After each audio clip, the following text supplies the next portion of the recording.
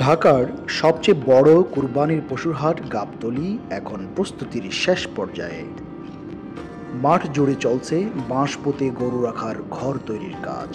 শ্রমিকরা বলছেন, হাটের পুরো কাঠামো দাঁড় করাতে সময় লাগবে আরও প্রায় 3 দিন হয়েছে। 3 দিনের ভিতরে ইনশাল্লাহ আল্লাহর রহমতে কমপ্লিট কাজ শেষ হয়ে যাবে। হাটে ইতিমধ্যে আসতে শুরু করেছে দেশি বিদেশি বিশাল আকৃতির কুরবানির গরু।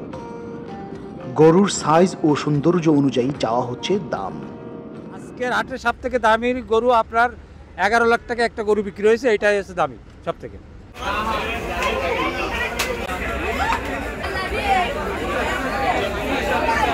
বিক্রেতাদের সাথে কথা বলে জানা যায়, এবার খরচের তুলনায় লাভ হচ্ছে কম, তবে বেচা কেনা ভালো। কেনা বেচা শুরু হয়েছে, প্রচুর গরু আসছে, আরও আসবে।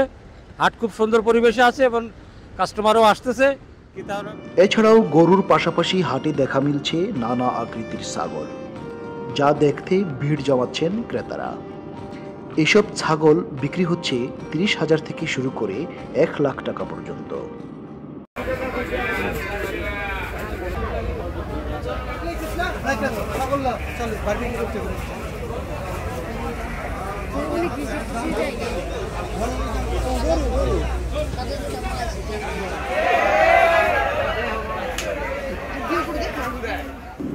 পশুর হাট পুরোপুরি প্রস্তুত হলে জমে উঠবে বেচা কেনা।